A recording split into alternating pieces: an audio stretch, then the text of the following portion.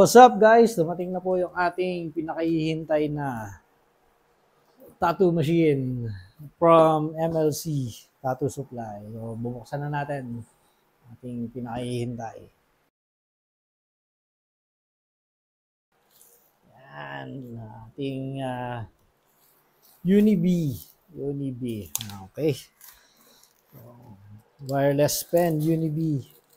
Na-inlove talaga ako sa tattoo machine na to. Malabat per sight ako. So,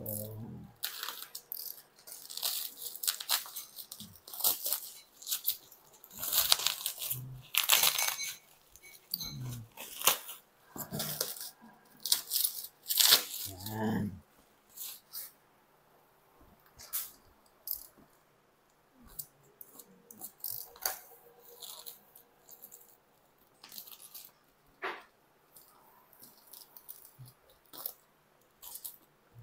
Ito na.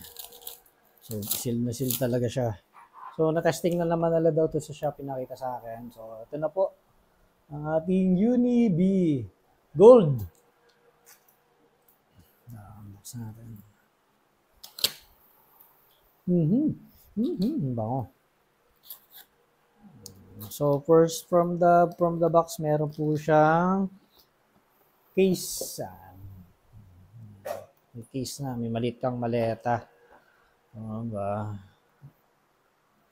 Aba. Yan.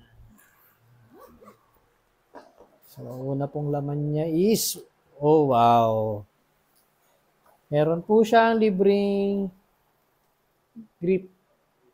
Panghawak. Okay, free siya. Tapos, okay, lagyan natin dito. Ito po yung kanyang battery. 18,500 mAh. So, makunat yung battery niya. Then,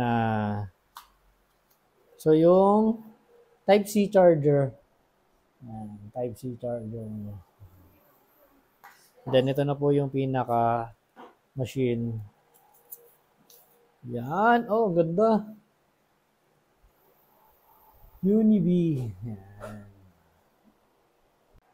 So, ito yung machine natin. So, yung battery niya dito siya inilalagay. So, open mo lang siya. So, as per review. Gusto kasi yung mga ganitong klase ng nandito yung battery kasi sinasaksak kasi. Naka-experience ako na yung pag sinasaksak is lumuluag. So, nagkakaroon ng diferensya. So, ito yung battery niya. Kasama. So, check ko muna. Hindi ko pala natanggal muna. Yan. Ano to? Ink cap ba to? Dalawang ink cap. So, positive, negative. So, yung negative po sa taas. So, yung positive yung sa baba. O, ito may nakalagay naman na yan. Kita nyo, negative. So, dito siya sa taas. Yan. Tapos, yan. Lagay nyo lang yung cover niya. So, pa-press down nyo lang ng konti. Yung sarado. Mas ganda kasi mas safe yung ganitong battery para sa akin. Compare dun sa isinasaksak. Kasi ilang beses ako nasiraan ng machine. Ganon. Yan. Okay na. Then, the power button. Then, yung voltage regulator niya. So, hold lang. Press lang pala. Hindi siya i-hold. So, yan. Press mo lang. So, ito yung gauge niya. Nagbabago-bago yung kulay niya based dun sa volt. So, pag 9.6 is orange. So, naka-post siya. So, on and off play lang yung post. Yan. Umaandar na po siya. So, pagbaba. Ay, smooth nung pindutan niya. So, pagbaba ng volt, nag-iba din ng kulay. So, I think, pag green is around 6 volts to 5. Masagad natin. Sagad muna natin yung volt niya. So, ang pinakasagad po niya is 4.5 volts yung pinaka mababa. Then, taas na natin. Taas. 7 is blue. 9 orange. Then, I think red yung last color. Red.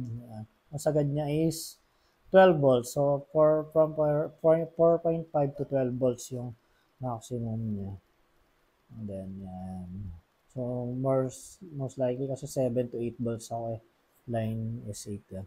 So, yung stroke niya is ano po, from 2.5 yung babaw to up to 4.5 yung pinakamahaba. So, goods yung, sobrang goods na goods yung ano. So, may ilig ako doon sa mapapayat na grip. O, papalitan ko to siguro yung standard. Kasi masyadong malaki to para sa akin. Gusto ko lang yung maliliit. So, ganun lang. Release lang para magtatanggal ng mga roscas.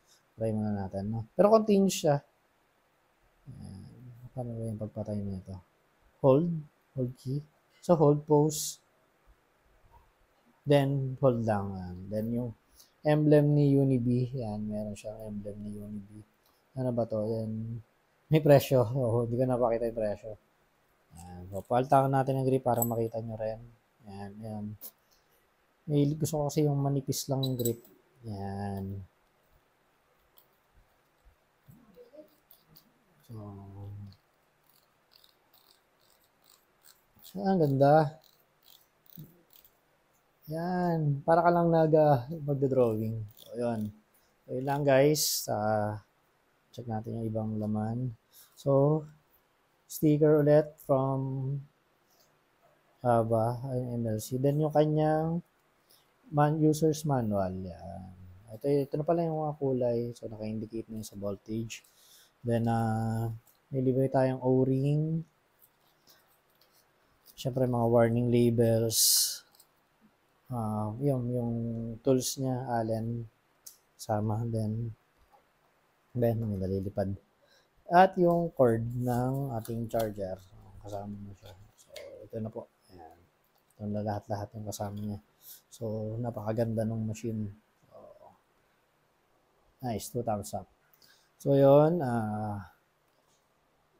Napakaganda ng machine natin. So, 2 thumbs up. So, thank you. That's it. And, MLC.